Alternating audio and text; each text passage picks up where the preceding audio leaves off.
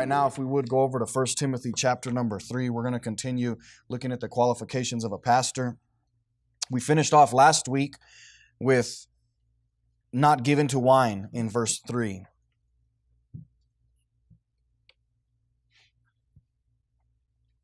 First Timothy 3:1 we'll pick up. It says, "This is a true saying. If a man desire the office of a bishop, he desireth a good work. A bishop then must be blameless, the husband of one wife, vigilant, sober, of good behavior, given to hospitality, apt to teach, not given to wine, no striker, not greedy of filthy lucre, but patient, not a brawler, not covetous." We'll stop there because we've read through this several times in the last several weeks.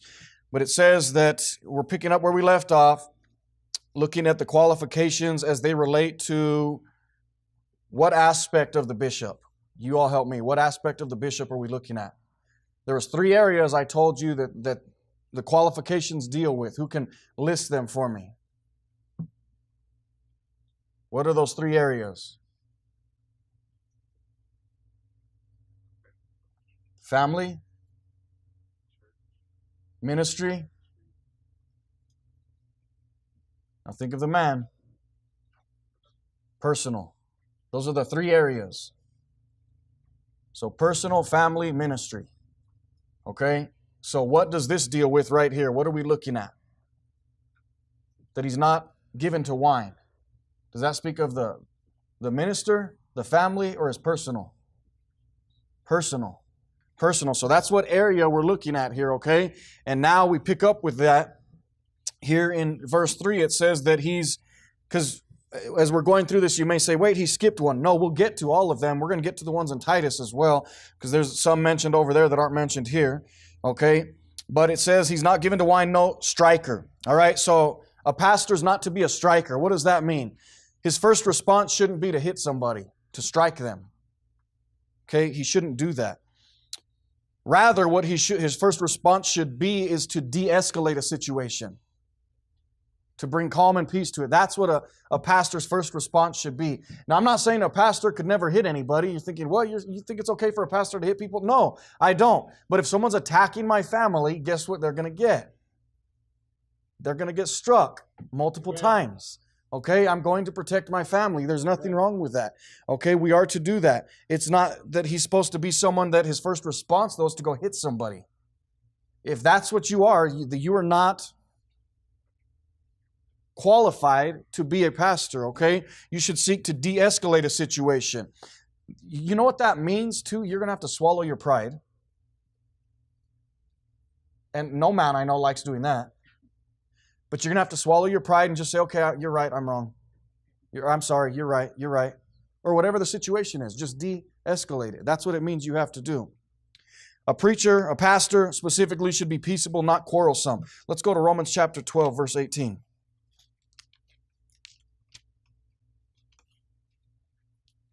He should be peaceable, not quarrelsome. By the way, this here fits as well with another qualification, not a novice. Because it's usually a young, proud person that is quarrelsome. They're just full of themselves.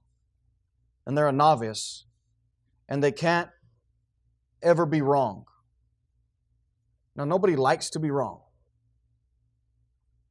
Okay, nobody likes to lose. But we all have to learn how to do those things.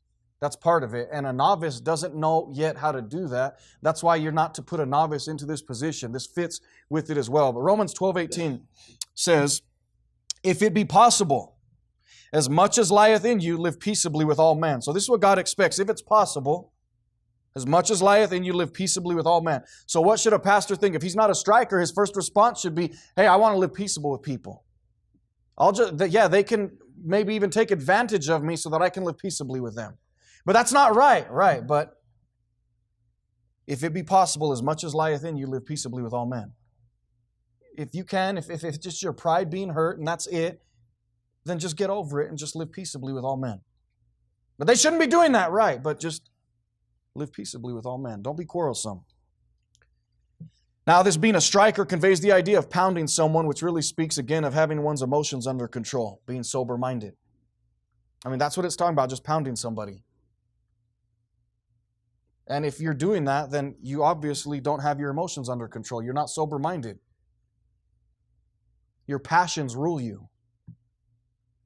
Someone like that, whose passions rule them, cannot be a pastor.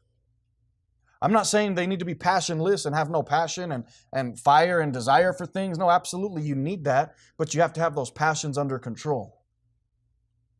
You have to know when to put the brakes on it, when to stop talking, when to shut your mouth, when to back out of a situation. You have to have that. You have to have your emotions under control, okay?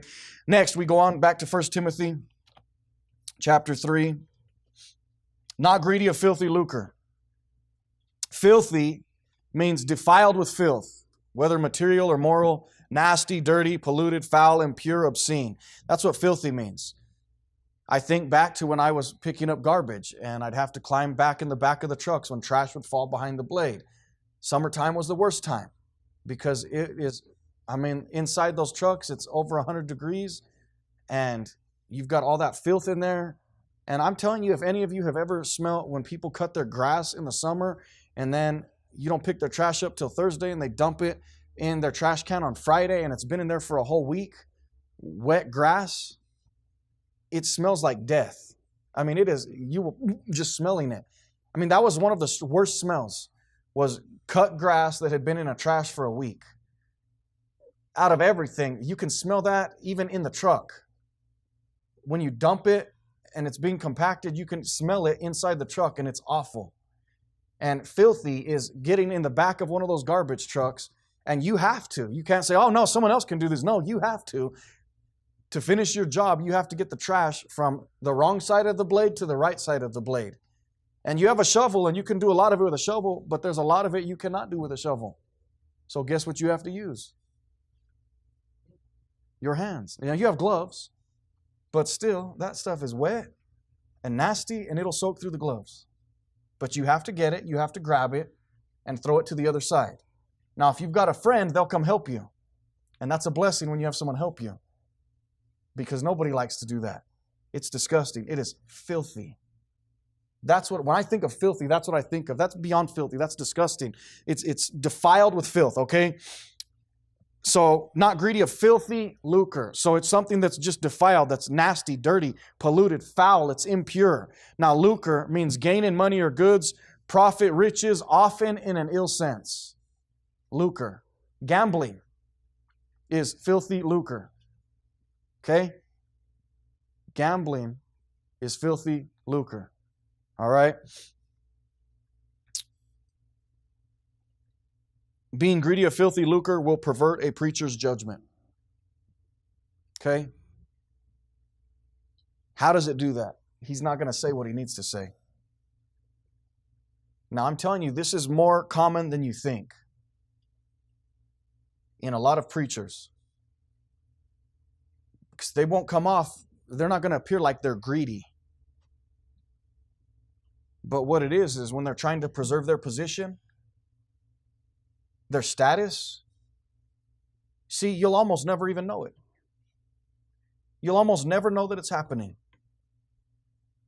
Because likely everything they're going to preach is still going to be biblical. But what is the problem always with preaching? It's not what they're preaching, it's what they're not preaching. That's how you know the direction a church is going. A church that formerly had a strong stance, when they begin to pull away from that, the way you see that first is not necessarily in some of the things that they'll say, because they'll still say that, no, we have a strong stand in this, we're separated. But it's what they don't say. They begin to speak in generalities rather than getting specific, because specifics hurt people's feelings. Okay? Specifics hurt people's feelings. So we're not going to get into specifics.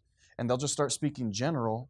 It's what they're not saying that informs you. So you won't really know that a preacher's going after filthy lucre. He's greedy of filthy lucre, because he's still going to look godly, and he may be godly in some areas. But in this, what he's going to do, he's going to preserve his position. He's in his head, he's saying, well, I better not say that because that might offend some people and they'll leave and we have to make this building payment, or my family has to eat. Isn't that a legitimate concern every one of us has? My family has to eat. Well, who are we trusting to take care of us? Like me as a preacher, who am I trusting to take care of me? Am I trusting all of you? Or am I trusting God? I'm trusting God, that God will work in His people's hearts to do what they're supposed to do. That's what I'm trusting. I'm trusting God to take care of my needs. So I said you'll almost never even know that it's happening, that a pastor is greedy of filthy lucre, because he'll still be saying everything that's right. He just won't be saying certain things that are going to offend people that'll have them leave. He'll trim his message. He says, I better not say that. That might offend this person. And look, for a preacher, there's a time and place for that. There is sometimes you're going to say, I'm not going to say that yet. I'm going to teach. I'm going to build up to this first so people can have the knowledge and understanding before I just come out and say that. So I'm not going to say that right now. There were some things, even thinking about specifics, I was going to say some things right now, and I said, no, I'm not going to, not yet. Why? Because I don't need to put something out there that maybe some people aren't ready for yet. So I'll just back off. Even just in that, as I'm talking to you, this was going through my head, that I was going to say something and I decided not to. So I'm not talking about things like that. I'm talking about trimming your message so you don't offend somebody so they don't leave. I'm talking about making your statement of faith so generic that you wouldn't ever offend anybody. That anybody that, calls themselves Christian will be okay with it. Oh, and then what they say is, well, they'll come in and then we'll teach them, except you don't ever fully preach all the counsel of God. See, that's what Paul said. I've not shunned to declare unto you all the counsel of God in Acts chapter 20. He said, I brought it all to you. And that's what a preacher needs to do. So where does him being greedy of filthy lucre show up at? In the things that he preaches, or mostly what he doesn't preach? And it shows up in other more obvious ways as well. I mean, we've all heard of preachers that have completely just ripped off the Lord. They've stolen from the Lord and just done just crooked things. I mean, that's like, a building the church has and they sell it and the preacher pockets the money. That's happened more than once. We're just shutting the church down. Preacher pockets all the money. That sounds like greedy of filthy lucre to me. That man's not qualified. Filthy is defiled with filth. So, being greedy of filthy lucre perverts a preacher's judgment. Now, this is interesting. Of the 5 times filthy lucre is used in the Bible, 4 of them are warnings to preachers. The other is a warning to deacons. And you can see the example in the Bible where Philip was a deacon, becomes a preacher. So 4 out of the 5 is a warning to preachers. Proverbs 15:27. I said it perverts a preacher's judgment if he's greedy of filthy lucre. Look, here's Proverbs 15:27. He that is greedy of gain troubleth his own house, but he that hateth gifts shall live. What's it talking about? Gifts, bribes. It says you won't take a bribe. Okay? That's what some people think. They, because they come with a lot of money, they think they get to tell you what they can do. And there's a lot of preachers that are bought. There's a lot of them. I mean, I preached about that during our camp meeting. The young man that showed up, the Levite that showed up to, I forget the guy's name. I can't remember it now. To Micah, yeah. He was a hireling. Jesus warned about hirelings. Hey, when the wolf comes, the hireling flees. He's gone when the wolf comes. He's just a hireling. He's just there for pay. Just give me my pay. That's why Brother Woodside had asked that question. He was like, if you got paid nothing, he'll ask preachers, if you got paid nothing, would you stay here and be their pastor? Yeah. Because you're not a hireling. A hireling says, I got to have this much, and this much. If I don't get that, I'm not coming. Now, let me back up and say, if a pastor, a man is going to take a church, there's nothing wrong with him asking, how much can you pay me? What am I going to get?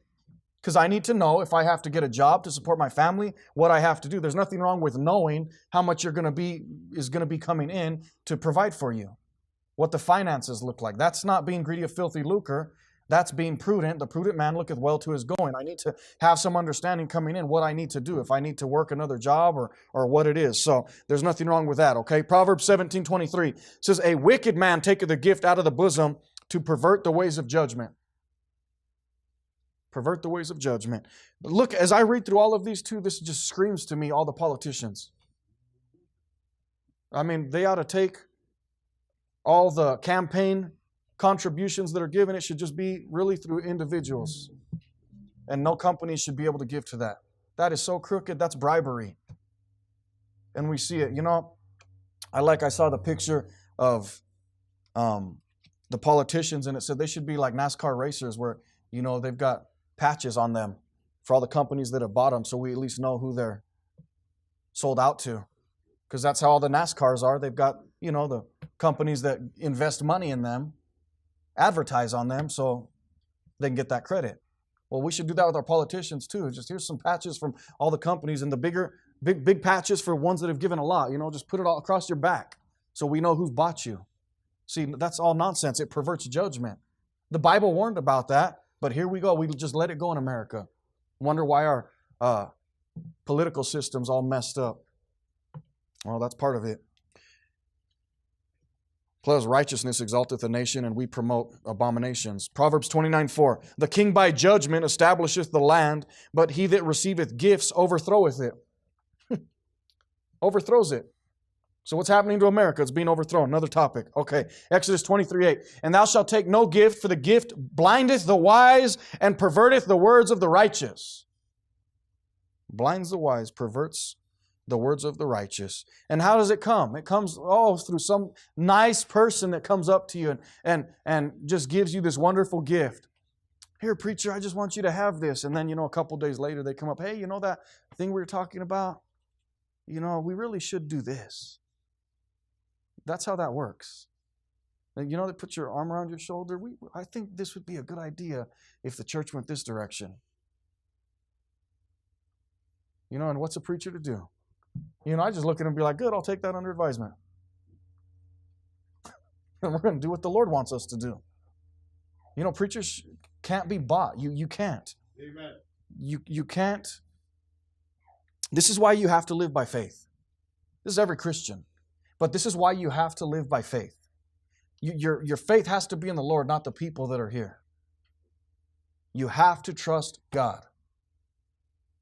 Because if you trust God, then you say, well, I'm not dependent on you to provide for me. And look, it's a real thing that you see that. As I've seen people leave this church, I'm like, oh man, in my flesh, I'm like, that's going to hurt. But here's what I've seen every time. God has always,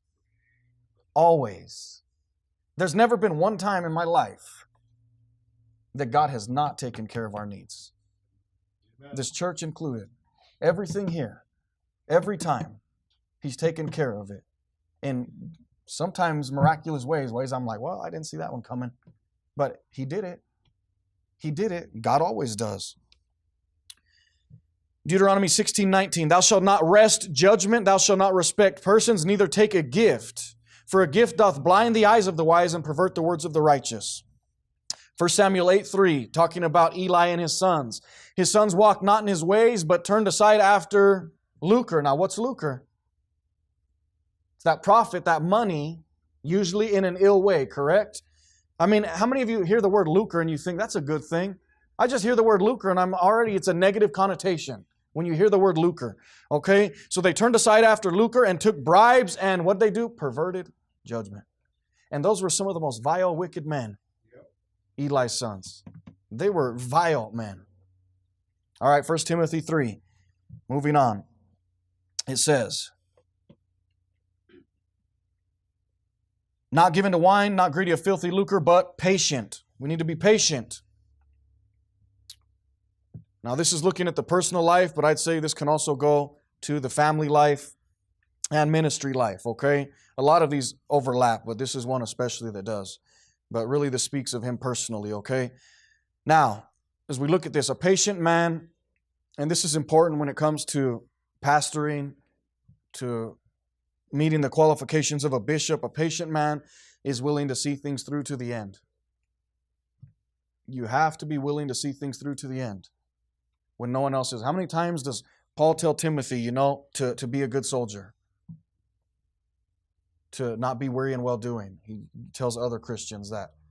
Why? Because you have to be patient. You have to be willing to see things through to the end.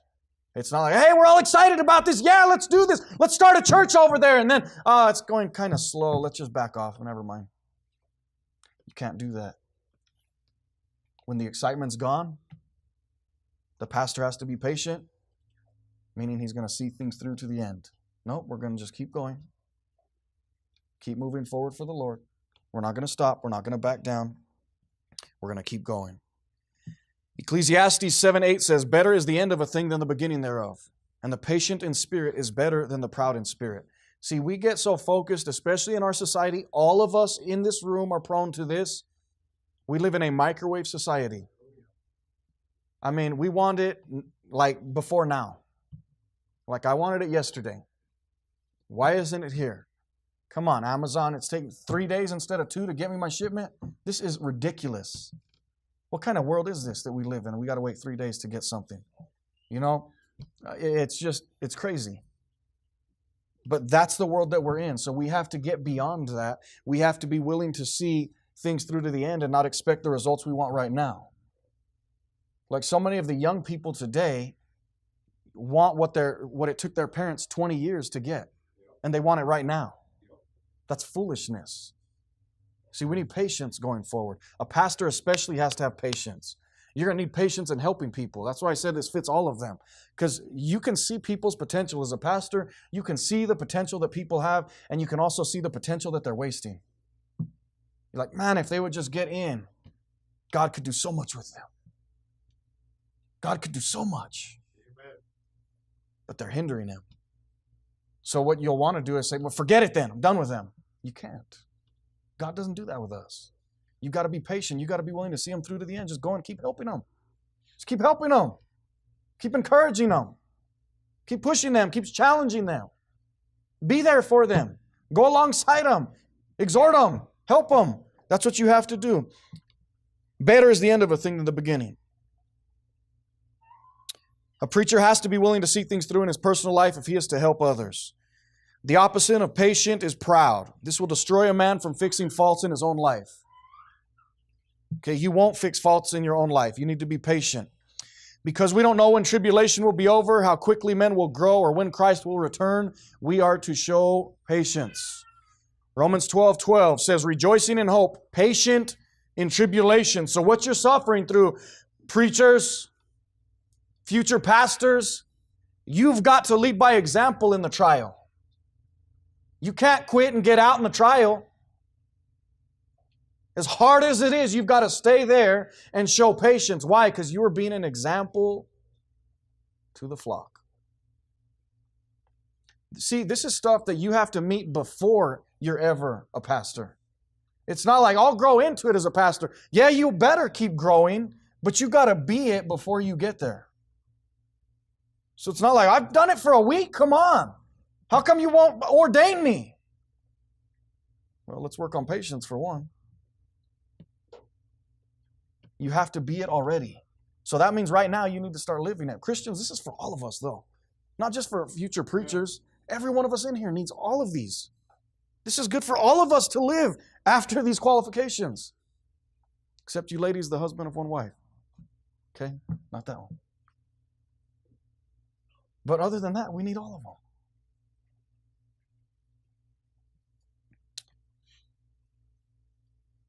1 Thessalonians 5:14. Now we exhort you, brethren, warn them that are unruly, comfort the feeble-minded, support the weak, be patient toward all men.